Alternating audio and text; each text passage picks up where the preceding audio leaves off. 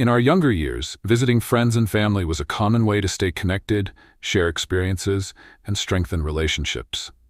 However, as we cross the age of 60, the dynamics of social visits begin to shift. What once felt like a casual drop-in can sometimes become an intrusion, an inconvenience, or even a source of stress, both for the visitor and the host. Have you ever walked into someone's home only to feel an unspoken tension in the air? Or perhaps you found yourself exhausted after a long visit, wondering if it was truly worth it. These are signs that it might be time to rethink frequent social visits.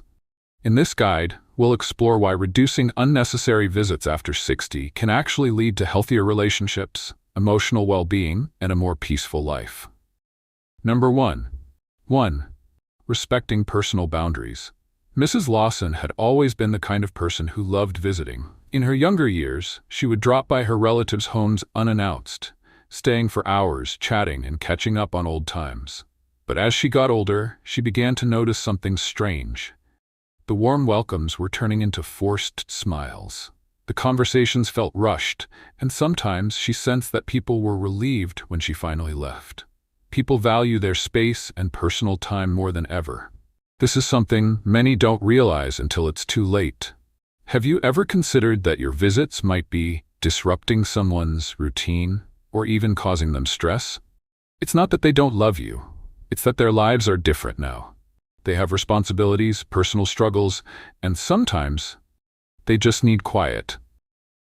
What people really want is connection, but in a way that respects their boundaries.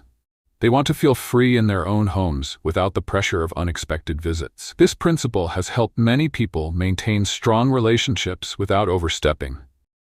Those who understand this mindset enjoy deeper respect from family and friends.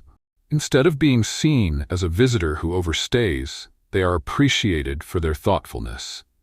Knowing this is important, but doing it is even more powerful.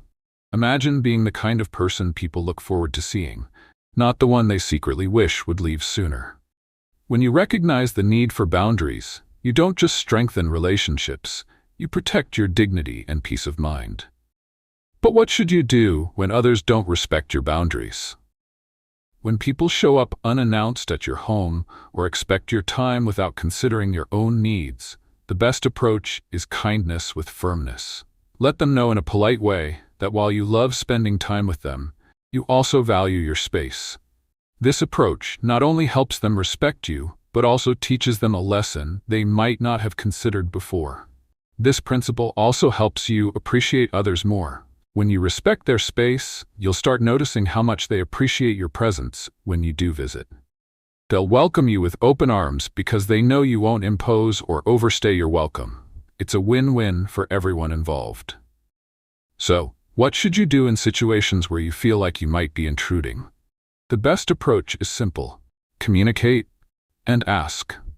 A quick call or message before visiting can make all the difference. Instead of assuming someone is available, let them confirm it. This small act shows consideration and makes your visit more enjoyable for both parties. Let's look at a story that brings this point to life.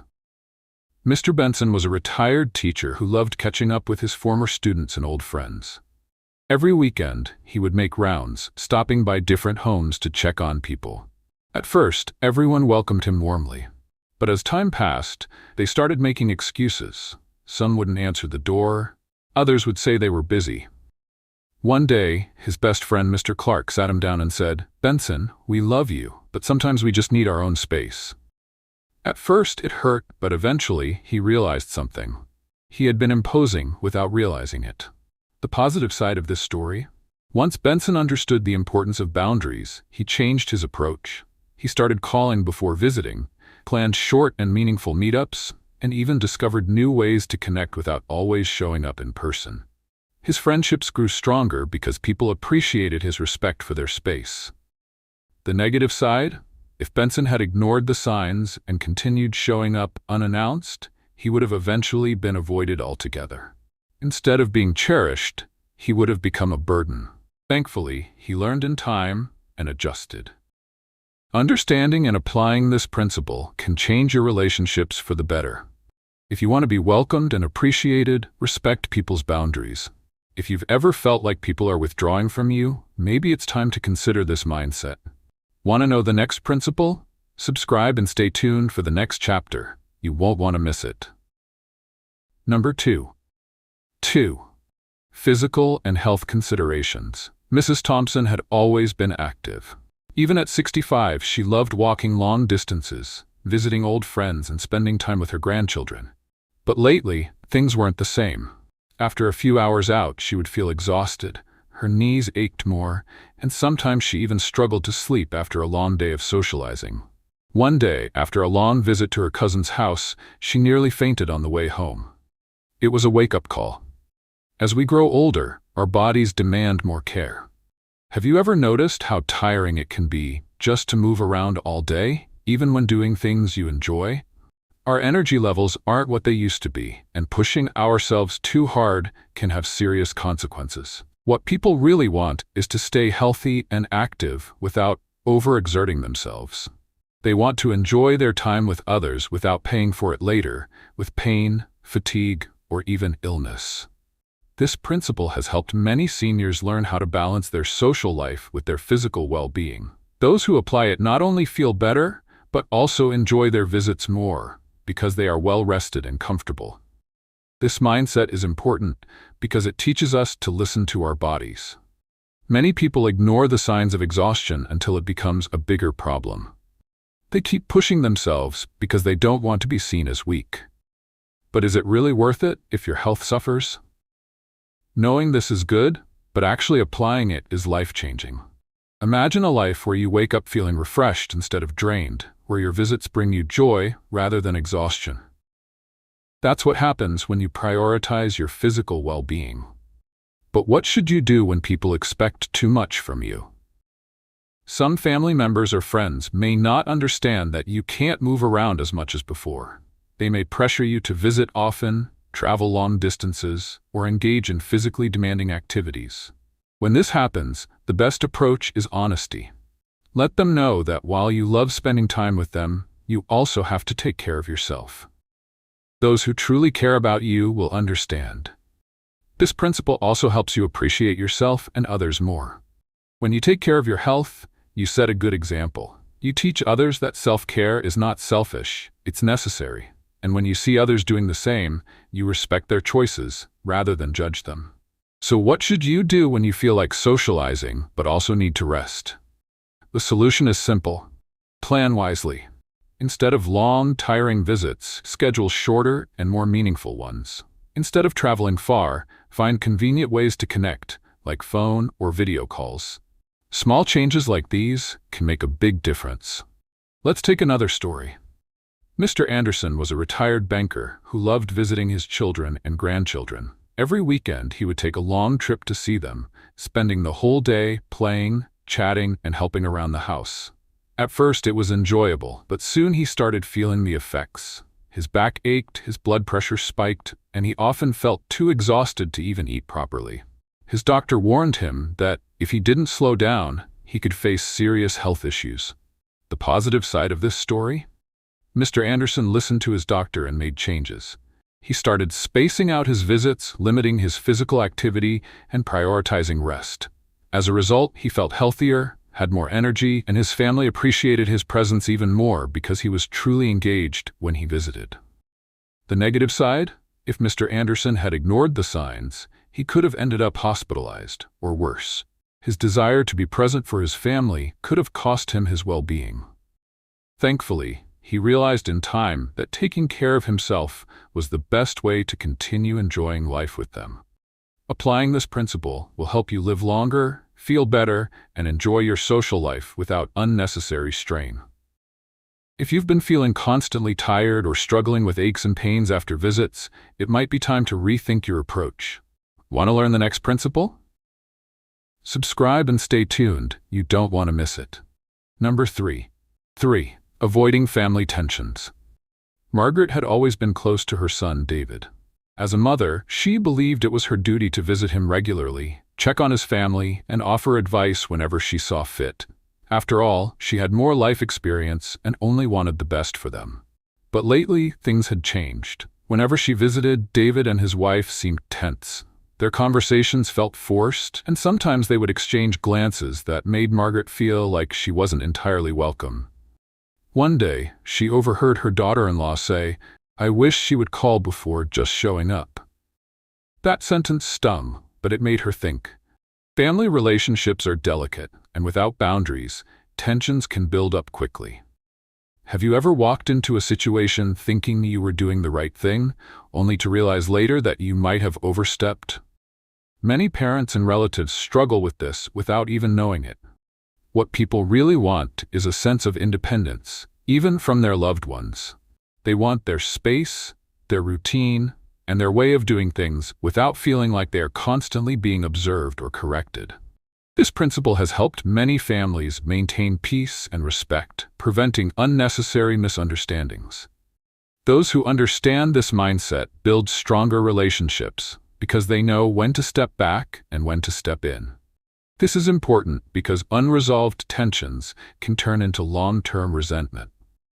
Many family conflicts don't start with big arguments. They begin with small irritations that grow over time. If not addressed, these small issues can create distance between you and your loved ones. But what if you could prevent that from happening? Knowing this is valuable, but applying it is what truly makes the difference.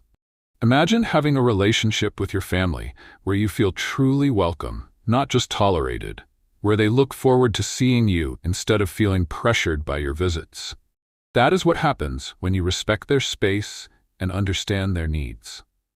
But what should you do when someone in the family is acting the wrong way? Maybe they are being rude, dismissive, or avoiding you altogether. The best approach is not to react emotionally, but to take a step back. Sometimes, giving people space makes them appreciate you more. Instead of forcing interactions, allow them to come to you when they are ready. It might feel difficult at first, but in the long run, it strengthens the relationship. This principle also helps you appreciate your family more. When you give them the freedom to live their lives without interference, you start to see their struggles and efforts in a new light. You begin to appreciate their need for privacy, their responsibilities, and their way of managing their home. So, what should you do in situations where you feel like you are becoming an unwanted guest? The solution is simple: communicate and observe. Instead of assuming your visits are always welcome, pay attention to body language and responses. If people seem tired or preoccupied, be understanding.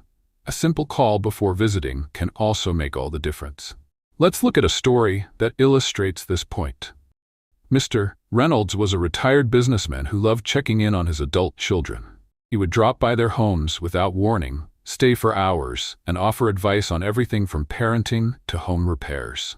At first, they entertained him out of respect, but over time, they became frustrated. His son, Mark, started making excuses to avoid being home, and his daughter-in-law began resenting his frequent advice.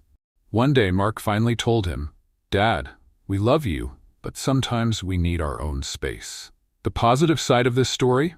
Mr. Reynolds took the feedback seriously. He started calling before visiting, shortened his stays, and even began inviting them over instead of always going to them. As a result, their relationship improved, and his family looked forward to seeing him rather than dreading his visits. The negative side? If Mr. Reynolds had ignored the signs and continued visiting as he pleased, his family might have grown distant. The frustration could have built into resentment, leading to a strained relationship that would be difficult to repair. Thankfully, he recognized the issue before it was too late. Applying this principle will help you maintain strong, loving relationships without unnecessary conflicts. If you've ever felt like your visits create tension instead of joy, it might be time to rethink your approach. Want to learn the next principle? Subscribe and stay tuned. You don't want to miss it. Number 4. SUF 4. Economic differences and pressure. Mr. and Mrs. Carter had always enjoyed visiting their friends and family. In their younger years, weekend gatherings and holiday trips were a normal part of life. But as they grew older, they began to notice something. While they still enjoyed visiting, it often came with unspoken expectations. Whenever they visited their son, he would take them out to expensive restaurants, buy extra groceries, and even insist on giving them money before they left. They appreciated the kindness, but they also started to feel like a burden. One day, Mrs. Carter asked, "Are we truly welcome, or do they just feel obligated to host us?" Money can complicate relationships, especially when there are differences in financial stability. Have you ever wondered if your visits are unintentionally putting pressure on your loved ones? Maybe they are struggling financially, but don't want to say no.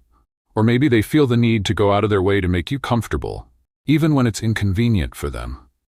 What people really want is genuine connection, not financial pressure. They want to enjoy visits without feeling like they have to spend money they don't have. This principle has helped many families avoid unnecessary strain, allowing relationships to flourish without financial burdens.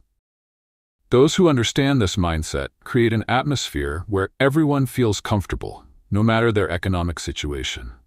This is important because financial stress can damage relationships over time. When people feel obligated to spend money they don't have, it can lead to resentment. A visit that should bring joy might instead become a source of anxiety. But what if you could prevent this from happening? Knowing this is good, but applying it is even more powerful. Imagine a world where you can visit loved ones without worrying about the cost, where your presence is truly the gift, not the expectations that come with it. That's the kind of freedom that comes from being mindful of financial pressures. But what should you do when someone insists on spending too much on you? Maybe they won't let you leave without offering money, or they always feel the need to buy expensive meals when you visit. The best approach is gratitude with gentle honesty. Let them know that their kindness is appreciated, but that you don't want them to feel obligated. A simple, "We love spending time with you, and that's more than enough," can go a long way.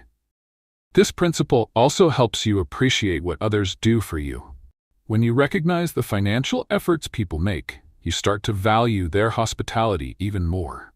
You become more considerate, ensuring that your visits don't put unnecessary stress on them. So, what should you do in situations where economic differences create discomfort? The answer is balance. If you visit someone who is financially struggling, be mindful. Perhaps bring a small gift, contribute to meals, or suggest a simple gathering rather than something expensive. If you are the one with more resources, don't make others feel like they have to match your lifestyle. Instead, create an environment where money doesn't define the relationship. Let's look at a story that illustrates this point. Mr. Harrison, a retired engineer, loved visiting his childhood friend Bill. Bill, however, had been facing financial difficulties since retirement. Every time Mr. Harrison visited, Bill would go out of his way to cook elaborate meals, buy expensive wine, and create an experience he couldn't afford. Mr. Harrison sensed it, but wasn't sure how to address it. Until one day, he found out Bill had taken a small loan just to cover the cost of his visit. That moment changed everything.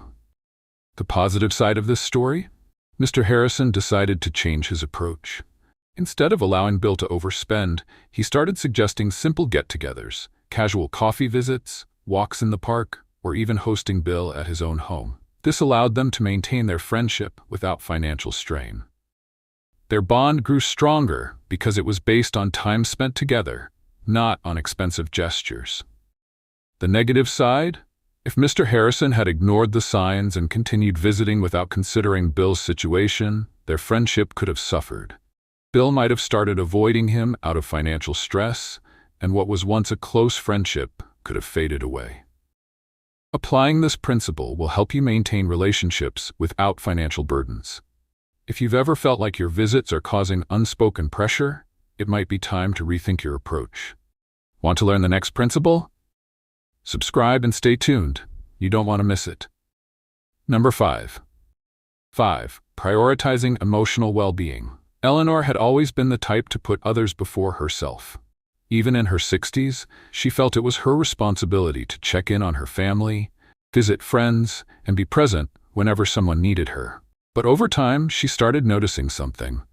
After every visit, she felt emotionally drained. Sometimes, she would leave a family gathering feeling unappreciated or even frustrated. Certain conversations would bring up old wounds, and some visits felt more like obligations than genuine moments of connection. One day, after spending an exhausting afternoon at her sister's house, Eleanor sat in her car and asked herself, Why do I keep doing this if it leaves me feeling worse? Not every visit brings joy, and not every relationship is beneficial to your emotional health. Have you ever walked away from a conversation feeling like you've lost a part of yourself, like you gave your energy but received nothing in return? Many people don't realize that social interactions can either build them up or drain them completely. What people really want is peace of mind. They want to feel valued in their relationships, not obligated.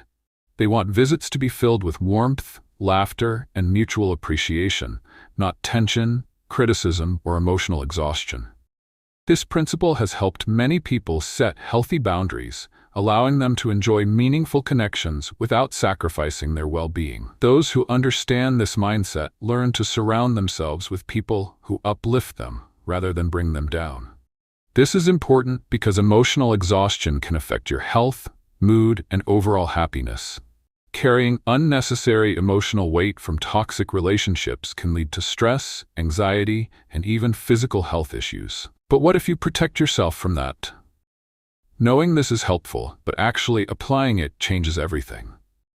Imagine a life where you only invest your time in relationships that bring you joy, where every visit leaves you feeling fulfilled instead of emotionally drained. That's the freedom that comes from prioritizing your emotional well-being. But what should you do when people around you act in ways that affect your peace? Maybe certain family members always bring negativity, or some friends only reach out when they need something. The best approach is to recognize these patterns and adjust your involvement. You don't have to cut people off completely, but you can limit how much of your energy you give to those who don't value it. Protecting your peace isn't selfish, it's necessary. This principle also helps you appreciate the good people in your life. When you focus on those who bring you joy, you become more grateful for their presence. You start to cherish the relationships that uplift you, rather than spending time on those that drain you. So what should you do in situations where you feel emotionally exhausted after a visit? The answer is self-awareness and boundaries. If a certain relationship consistently leaves you feeling bad, it's okay to visit less frequently. If certain conversations always lead to stress, it's okay to change the subject or remove yourself from them. Prioritizing your well-being means being intentional about who and what you allow into your emotional space. Let's look at a story that illustrates this point. James, a retired teacher, had always been close to his childhood friend, Robert. But as they grew older, James started noticing a pattern. Every time they met, Robert would complain about life, criticize people around him, and bring up negative topics. James often left their meetings feeling mentally drained. One day, he realized that he wasn't looking forward to their visits anymore. He cared about Robert, but he also knew that their friendship was no longer bringing him happiness. The positive side of this story? James decided to take control of his emotional well-being. Instead of cutting Robert off completely, he reduced the frequency of their meetings and made sure to spend more time with people who brought him joy. This shift made a huge difference in his overall happiness and mental peace. The negative side? If James had ignored how he felt, he would have continued feeling drained after every visit. Over time, this could have led to resentment, or even worse, impacted his health and mood in other areas of his life. Thankfully, he recognized the importance of prioritizing his emotional well-being before it was too late. Applying this principle will help you protect your peace, enjoy your social life more, and build relationships that truly nourish you. If you've ever felt emotionally drained after a visit, it might be time to rethink who you invest your time in. Want to learn the next principle? Subscribe and stay tuned. You don't want to miss it. As we journey through life, the way we interact with family and friends must evolve. What once felt natural, dropping by unannounced, staying for long visits, or giving unsolicited advice, might no longer be welcome. The truth is, after 60, visiting around too often can sometimes do more harm than good. Not because people don't love you, but because life changes, and with those changes come new boundaries, responsibilities, and expectations. Looking back at what we've discussed, we see the importance of being mindful about how, when, and why we visit others. We talked about physical and health considerations, recognizing that as we age, our bodies demand more care. Long visits, excessive travel, and overexertion can take a toll on our well-being. Prioritizing rest and balance ensures we remain healthy enough to enjoy time with our loved ones without unnecessary strain. We explored avoiding family tensions, understanding that even the closest families can experience friction when personal boundaries are not respected. Instead of forcing interactions, we learned the value of stepping back, giving space, and ensuring that visits are genuinely appreciated rather than tolerated. We discussed economic differences and pressure, acknowledging that not everyone is in the same financial situation. Sometimes visits, though well-intentioned, can create financial burdens for those hosting us. By being mindful of this, we can ensure our presence is a source of joy, not stress. We emphasize prioritizing emotional well-being, reminding ourselves that not every relationship is beneficial. Some visits can leave us feeling drained, unappreciated, or emotionally exhausted. Protecting our peace means surrounding ourselves with those who uplift us and learning to set healthy boundaries. Each of these principles has helped countless people maintain happier, healthier relationships. But the most important lesson of all is awareness and balance. Visits should be meaningful, not forced. Time spent with loved ones should bring joy, not exhaustion or obligation. When we approach relationships with wisdom and sensitivity, we create spaces where both we and the people we care about can thrive. So what should you do next? Reflect on your interactions. Think about the relationships in your life and ask yourself, are my visits bringing joy, or am I unintentionally causing stress? If necessary, adjust. A simple change in approach can make all the difference. Life is about meaningful connections, not just frequent ones. Choose quality over quantity, peace over pressure, and joy over obligation. If you've enjoyed these insights, subscribe and stay connected. There's always more to learn about building stronger, healthier relationships.